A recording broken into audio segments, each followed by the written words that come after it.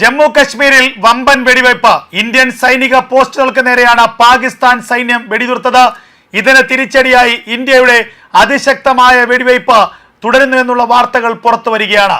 കുപ്വാര ജില്ലയിലെ കേരാൻ സെക്ടറിലാണ് കഴിഞ്ഞ മണിക്കൂറുകളിൽ അതിശക്തമായ വെടിവയ്പ് ഇന്ത്യക്കും പാകിസ്ഥാനും ഇടയിൽ ഉണ്ടായത്. ഇന്ത്യൻ സൈനിക പോസ്റ്റുകൾക്ക് നേരെ യാതൊരു പ്രകോപനവുമില്ലാതെ പാകിസ്ഥാൻ സേന വെടിയുതിർക്കുകയായിരുന്നു. ഇത് ആദ്യഘട്ടത്തിൽ കൃത്യമായി മനസ്സിലാക്കിയ ഇന്ത്യൻ സേന തിരിച്ചടിച്ചു എന്നുള്ള വിവരമാണ് പുറത്തു വരുന്നത്. രാഷ്ട്രീയ റൈഫിൾസിന്റെ 16ാം ബറ്റാലിയനാണ് പാകിസ്ഥാൻ സൈനിക പോസ്റ്റുകൾക്ക് നേരെ അതിശക്തമായ തിരിച്ചടി നടത്തിയത്. വെടിവയ്പ് നുഴഞ്ഞുകയറ്റത്തിന്റെ മറയാക്കി പാകിസ്ഥാൻ സൈന്യം നടത്തിയതാണെന്നുള്ള പ്രാഥമികമായ പരിശോധനയാണ്, പ്രാഥമികമായ നിഗമനമാണ് ഇന്ത്യൻ സേനയ്ക്കുള്ളത്. ഇതുകൊണ്ട് തന്നെ ജമ്മു കശ്മീർ മേഖലകളിൽ അതിശക്തമായ ജാഗ്രതാ നിർദ്ദേശവും സുരക്ഷാ പരിശോധനയും ഇന്ത്യൻ സൈന്യം ആരംഭിച്ചിട്ടുണ്ട്. ജമ്മു കശ്മീർ പോലീസും അതുപോലെ തന്നെ CRPFന്റെയും കൂടുതൽ ബറ്റാലിയനുകൾ ജമ്മു കശ്മീരിലെ കുപ്വാര, പൂഞ്ച് മറ്റു മേഖലകളിലൊക്കെ തന്നെ തീവ്രവാദികൾക്ക് വേണ്ടിയുള്ള വലിയ റെയ്ഡുകൾ ആരംഭിച്ചു, പരിശോധനകൾ ആരംഭിച്ചു എന്നുള്ള വിവരമാണ് പുറത്തു വരുന്നത്. യാതൊരു പ്രകോപനവുമില്ലാതെയായിരുന്നു പാകിസ്ഥാൻ സേന ഇന്ത്യൻ സൈനിക പോസ്റ്റുകൾക്ക് നേരെ നിറയൊഴിച്ചത്. ഈ നിറയൊഴിച്ചതിന് പിന്നാലെ തന്നെ ഇന്ത്യ അതിശക്തമായി തിരിച്ചടിച്ചു.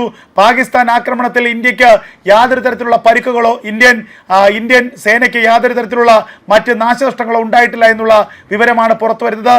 അതേസമയം ഇന്ത്യയുടെ അതിശക്തമായ തിരിച്ചടിയിൽ പാകിസ്ഥാൻ സൈനിക പോസ്റ്റുകൾക്ക് സാരമായ കേടുപാടുകൾ ഉണ്ടായിട്ടുണ്ട് എന്നുള്ള പ്രാഥമികമായ വിവരമാണ് പുറത്തു വരുന്നത്. കഴിഞ്ഞ കുറച്ച് ദിവസത്തിനിടയിൽ ആദ്യമായിട്ടാണ് ഇത്തരത്തിൽ പാകിസ്ഥാൻ സൈന്യത്തിന്റെ ഭാഗത്ത് നിന്ന് ഇന്ത്യൻ പോസ്റ്റുകൾക്ക് നേരെ പ്രകോപനമുണ്ടാകുന്നത്. സാധാരണയായി നുഴഞ്ഞുകയറ്റത്തിന് വേണ്ടിയുള്ള സാധാരണയായി തീവ്രവാദികളുടെ നുഴഞ്ഞുകയറ്റത്തിന് വേണ്ടിയുള്ള പരിശ്രമത്തിന്റെ ഭാഗമായിട്ടാണ് പാകിസ്ഥാൻ സൈന്യം ഇത്തരത്തിൽ നിറയൊഴിക്കുന്നത്. ഇന്ത്യൻ സൈനിക പോസ്റ്റുകൾക്ക് നേരെ നിറയൊഴിക്കുകയും ഒരു പരിഭ്രാന്തി സൃഷ്ടിക്കുകയും ചെയ്തതിന്റെ മറവിൽ തീവ്രവാദികളെ ഇന്ത്യൻ അതിർത്തിക്കുള്ളിലേക്ക് നുഴഞ്ഞു കയറ്റാൻ അനുവദിക്കുക. ഇത് പാകിസ്ഥാൻ സേനയുടെ വർഷങ്ങളായുള്ള തന്ത്രമാണ്. എന്നാൽ ഇത് കൃത്യമായി മനസ്സിലാക്കിയ ഇന്ത്യ തിരിച്ചടിക്കൊപ്പം തന്നെ ഇന്ത്യയുടെ അതിർത്തികളിൽ ജാഗ്രതാ നിർദ്ദേശം നൽകിയെന്നുള്ളതാണ് ഏറ്റവും ഒടുവിലായി പുറത്തു വരുന്ന വിവരങ്ങൾ. ഇന്ത്യയുടെ പ്രധാനപ്പെട്ട അതിർത്തികളിൽ, ഇന്ത്യ പാക് അതിർത്തികളിൽ ഇന്ത്യൻ സേന അതിശക്തമായ നിരീക്ഷണം ആരംഭിച്ചിട്ടുണ്ട്, ഡ്രോൺ നിരീക്ഷണം ആരംഭിച്ചിട്ടുണ്ട്. CRPFന്റെ പ്രത്യേക ട്രൂപ്പുകൾ ഇപ്പോൾ നിരീക്ഷണം ആരംഭിച്ചിട്ടുണ്ട്. അതുപോലെ തന്നെ ജമ്മു കശ്മീർ പോലീസിന്റെ കൂടുതൽ സേന സംഭവ സ്ഥലത്ത് തമ്പടിച്ചിട്ടുണ്ട്. ആളുകളെ കൃത്യമായി തന്നെ പരിശോധിച്ച ശേഷം മാത്രമേ കടത്തിവിടുന്നുള്ളൂ. എന്തായാലും സംശയിക്കുന്ന ആളുകളെ മുഴുവൻ തന്നെ റോഡരികിൽ പരിശോധിക്കുന്ന ദൃശ്യങ്ങളും ഇപ്പോൾ പുറത്തു വരുന്നുണ്ട്. അതേസമയം തന്നെ 2026 ജനുവരി 26 പാകിസ്ഥാൻ ഭീകരവാദികൾ ഇന്ത്യയിൽ ആക്രമണം നടത്തുമെന്നുള്ള ചില ഇന്റലിജൻസ് റിപ്പോർട്ടുകൾ പുറത്തു വന്നിട്ടുണ്ട്. ഓപ്പറേഷൻ 2626 എന്ന നാമത്തിൽ അറിയപ്പെടുന്ന ഈ ഓപ്പറേഷനെ കുറിച്ചുള്ള നിർണായകമായ ചില വിവരങ്ങളാണ് ഇന്ത്യയുടെ ഇന്റലിജൻസ് സംവിധാനങ്ങൾ ഇപ്പോൾ പുറത്തുവിട്ടിരിക്കുന്നത്.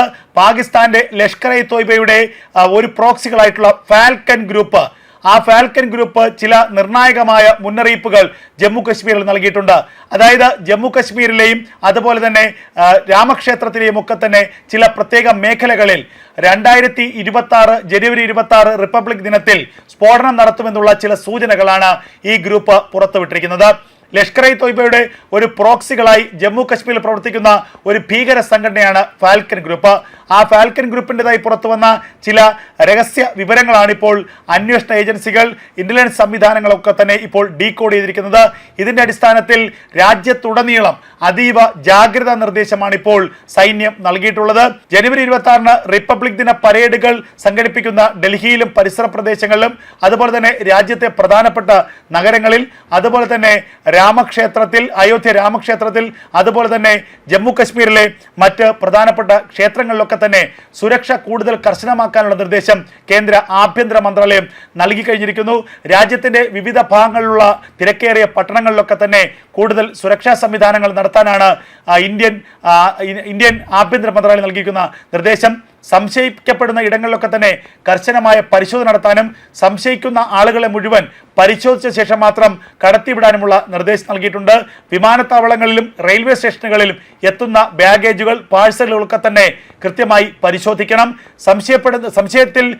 സംശയിക്കുന്ന ആളുകളെ തന്നെ ഉടനടി കസ്റ്റഡി എടുക്കാനുള്ള നിർദ്ദേശവും അനുവാദവും സംസ്ഥാന പോലീസിനും ഇപ്പോൾ കേന്ദ്ര ആഭ്യന്തര മന്ത്രാലയം നൽകിയിട്ടുണ്ടെന്നുള്ള വിവരങ്ങളാണ് പുറത്തു വരുന്നത്. രാജ്യത്തെ അസ്ഥിരപ്പെടുത്താൻ പാകിസ്ഥാൻ ആസ്ഥാനമായി പ്രവർത്തിക്കുന്ന ലഷ്കർ ഇ തൊയ്ബ അടക്കമുള്ള ജെയ്ഷെ മുഹമ്മദ് അടക്കമുള്ള ഭീകര സംഘടനകൾ ശ്രമിക്കുന്നുവെന്നുള്ള അതിനിർണായകമായ ഇന്റലിജൻസ് റിപ്പോർട്ടാണ് ഇപ്പോൾ പുറത്തു വന്നിട്ടുള്ളത്.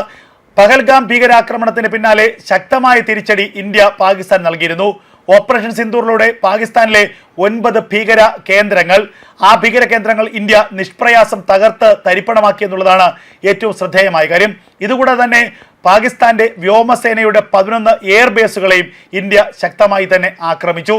കൂടാതെ പാകിസ്ഥാനിലെ ജെയ്ഷെ മുഹമ്മദിന്റെയും ഹിസ്ബുൾ മുജാഹിദിന്റെയും അതുപോലെ തന്നെ ലഷ്കർ ഇ തൊയ്ബയുടെ അടക്കമുള്ള ആസ്ഥാന മന്ദിരങ്ങൾ തകർത്തു.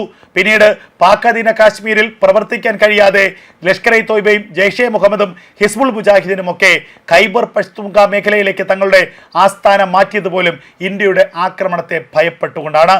ഇത്തരത്തിൽ ഇന്ത്യ നൽകിയ തിരിച്ചടി പാകിസ്ഥാന് മറക്കാനാകാത്തതാണ്. അതുകൊണ്ട് തന്നെ ഏതെങ്കിലും ഒരു സാഹചര്യത്തിൽ ഇന്ത്യക്ക് അതിശക്തമായ ഒരു തിരിച്ചടി നൽകാൻ പാകിസ്ഥാനിലെ ഭീകര സംഘടനകൾ ശ്രമിച്ചിട്ടുണ്ട്. അതിൻ്റെ ഒരു ഭാഗം മാസങ്ങൾക്ക് മുൻപ് ചെങ്കോട്ട സ്ഫോടനത്തിലൂടെ പാകിസ്ഥാൻ നടത്തി. എന്നാൽ ചെങ്കോട്ടയിൽ മാത്രമല്ല സ്ഫോടനം നടത്താൻ പാകിസ്ഥാനിലെ ഭീകര സംഘടനകൾ തീരുമാനിച്ചിരുന്നത്.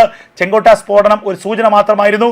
രാജ്യത്തുടനീളമുള്ള വമ്പൻ നഗരങ്ങളിൽ സ്ഫോടനം നടത്തി ആയിരക്കണക്കിന് 10,000-കണക്കിന് ആളുകളെ ഇന്ത്യയിൽ വധിക്കാനായിരുന്നു പാകിസ്ഥാന്റെ പദ്ധതി. പക്ഷേ ഇന്ത്യയുടെ സുരക്ഷാ ഏജൻസികളുടെ കൃത്യമായ പരിശോധനകളും അവരുടെ ജാഗ്രതയും നീക്കങ്ങളെല്ലാം തന്നെ പരാജയപ്പെടുത്തി കേവലം ഒരു ചെങ്കോട്ട സ്ഫോടനത്തിൽ മാത്രം അതൊതുങ്ങി മറ്റുള്ള എല്ലാ സ്ഫോടന പരമ്പരകളെയും നിഷ്പ്രഭമാക്കാൻ ഇന്ത്യയുടെ സൈന്യത്തിന് കഴിഞ്ഞു എന്നുള്ളതാണ് ഏറ്റവും ശ്രദ്ധേയമായ കാര്യം. ഇപ്പോൾ ഇതാ ഏറ്റവും നിർണായകമായ ഒരു ഇന്റലിജൻസ് റിപ്പോർട്ട് ആഭ്യന്തര മന്ത്രാലയത്തിന് ലഭിച്ചിരിക്കുന്നു. മറ്റൊന്നുമല്ല, ഈ വർഷം റിപ്പബ്ലിക് ദിനത്തിൽ ചെങ്കോട്ടയിലും അതുപോലെ ഡൽഹിയിലും അയോധ്യ രാമക്ഷേത്രത്തിലും അടക്കം സ്ഫോടനം നടത്താൻ പാകിസ്ഥാനിലെ ചില ഭീകര സംഘടനകൾ ശ്രമിക്കുന്നു. ലഷ്കർ ഇ തൊയ്ബയുടെ ഒരു പ്രോക്സിയായ ലഷ്കർ ഇ തൊയ്ബയുടെ ഒരു ഏജൻസിയായിട്ടുള്ള ഫാൽക്കൺ ഗ്രൂപ്പിൻ്റെ ചില നിർണായകമായ റിപ്പോർട്ടുകൾ അത് ഡീകോഡ് ചെയ്തുകൊണ്ട് ഇന്ത്യയുടെ ആഭ്യന്തര മന്ത്രാലയം, ഇന്ത്യയുടെ സുരക്ഷാ സംവിധാനങ്ങൾ, ഇന്ത്യയുടെ ഇന്റലിജൻസ് ഏജൻസികളും ഇത്തരമൊരു നിർണായകമായ നിഗമനത്തിലേക്ക് എത്തിയിരിക്കുന്നു എന്നുള്ള വാർത്തകളാണ് ഇപ്പോൾ പുറത്തു വരുന്നത്. അതേസമയം തന്നെ ചില നിർണായകമായ വിവരങ്ങളും പാകിസ്ഥാനിൽ നിന്ന് പുറത്തു വരുന്നു. പാകിസ്ഥാൻ സേനയെ അടിമുടി കൈപ്പിടിയിലൊതുക്കുകയാണ് പാകിസ്ഥാന്റെ chief of defence force Asim Munir ചെയ്തിരിക്കുന്നത്. പാകിസ്ഥാൻ സേനയ്ക്ക് മുകളിൽ വലിയ അപ്രമാദിത്യം നേടിയിരിക്കുന്നു. പൂർണ്ണമായും പാകിസ്ഥാൻ സേനയിൽ നിയന്ത്രണം സ്ഥാപിച്ചിരിക്കുന്നു അസീം മുനീർ എന്നുള്ള വാർത്തകൾ പുറത്തു വരുന്നു. പാകിസ്ഥാൻ സേനയുടെ പേര് മാറ്റി പാകിസ്ഥാൻ ഇസ്ലാമിക സേനയാക്കി മാറ്റാനുള്ള നീക്കങ്ങൾ അസീം മുനീർ ആരംഭിച്ചിരിക്കുന്നു. പാകിസ്ഥാൻ സേനയുടെ ആത്മവീര്യതർത്തുകൊണ്ട് പാകിസ്ഥാൻ സേനയെ ഒരു ഇസ്ലാമിക മതഭരണ സേനയാക്കിക്കൊണ്ട് മാറ്റാനുള്ള നീക്കങ്ങൾ പാകിസ്ഥാന്റെ സൈനിക മേധാവി ആരംഭിച്ചിരിക്കുന്നു എന്നുള്ള വാർത്തകൾ പുറത്തു വരികയാണ്. എന്തായാലും അതീവ ജാഗ്രതയോടുകൂടിയാണ് ഇന്ത്യ ഈ നീക്കങ്ങളെ കാണുന്നത്. പാകിസ്ഥാന്റെ സൈനിക മേധാവിയായി, പാകിസ്ഥാന്റെ ചീഫ് ഓഫ് സ്റ്റാഫായി അസീം മുനീർ ചുമതലയേറ്റതിന് പിന്നാലെ തന്നെ പാകിസ്ഥാനിലെ ഭരണാധികാരികൾക്ക് നിയന്ത്രണം നഷ്ടപ്പെട്ടിരുന്നു പാകിസ്ഥാൻ സേനയ്ക്ക് മേലുള്ള.